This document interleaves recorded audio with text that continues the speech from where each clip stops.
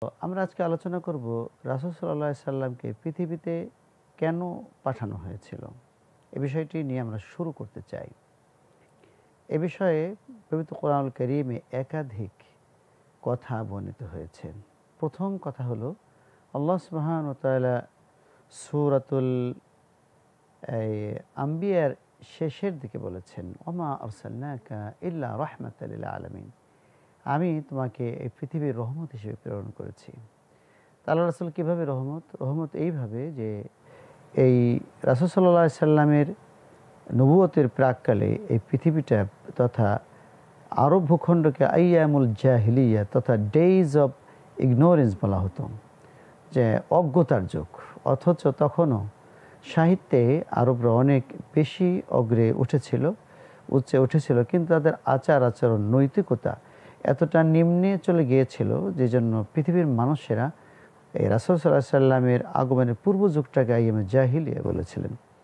সেই জাহিলিয়াতকে দূর করে একেবারে নব সূর্য আগমনের জন্য, তাদেরকে শান্তি দেওয়ার জন্য আল্লাহ সুবহানাহু ওয়া তাআলা সিদ্ধান্ত গ্রহণ করলেন যে অন্ধকার যুগকে দূরীভূত করে নূরে নূরান্বিত করে আলোকিত করে বিশ্বের শান্তির দূত হিসেবে রব্বুল আলামিন রাসূল সাল্লাল্লাহু আলাইহি সাল্লামকে প্রেরণ করবেন এবং বললেন, আমা আরসালনাকা ইল্লা রাহমাতাল লিল আলামিন।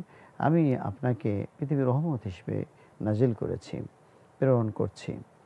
তো এই যে রহমত, কীভাবে রহমতটা হলো? যে তিনি আসার পরে এই জাহিলি সমাজে যখন রাসূল সাল্লাল্লাহু আলাইহি সাল্লাম পবিত্র কোরআনুল কারীমের নিরিখে সমাজ বিনির্মাণের চেষ্টা করলেন এবং মানুষকে দাওয়াত দিলেন, মানুষ দাওয়াত গ্রহণ করলো, সে জাহিলি সমাজের লোকেরা হয়ে গেল খায়রুল কুরুনি কারনি। আল হাবিব বর্ণনা করলেন তার জীবনের শেষের দিকে যে আমার যুগই শ্রেষ্ঠ যুগ।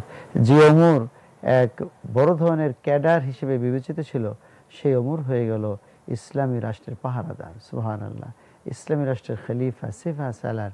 আল হাবিব বর্ণনা করলেন, মা লাউ কানা নাবিয়্যান বাদি লাকানা ওমর। আমার পরে যদি কোনো নবী হতো তাহলে সে হতো ওমর। মানে এতটা টেররিস্ট একটা লোকটাকে রাসূল সাল্লাল্লাহু আলাইহি সাল্লামের সংস্পর্শে এসে আল্লাহ রহমত তার উপরে কেমনভাবে ঢেলে দিলেন যে তিনি এক রহমতের এই বৃষ্টিতে অবগাহিত হয়ে তিনি হয়ে গেলেন পৃথিবীর শ্রেষ্ঠ মানুষ এবং উদাহরণ হয়ে গেলেন।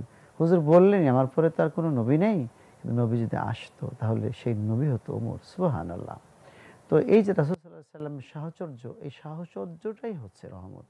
এই পৃথিবী রাসূল সাল্লাল্লাহু আলাইহি সাল্লামের সাহচর্যে রহমতে একেবারে অবগাহিত হয়ে গেল, সারা পৃথিবী শান্ত হয়ে গেল।